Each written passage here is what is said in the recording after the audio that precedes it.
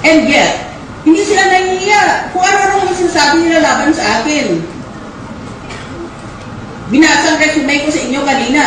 Hindi yan nagkaroon ng resume ng ganyan dahil lang sa marunong talaga ako. Kung hindi, kinuha ko sa sipag.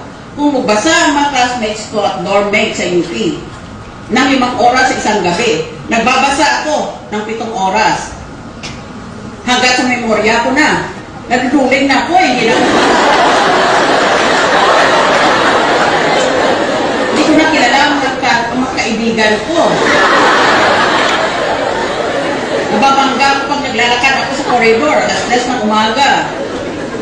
Dahil na tubig ang paningin ko.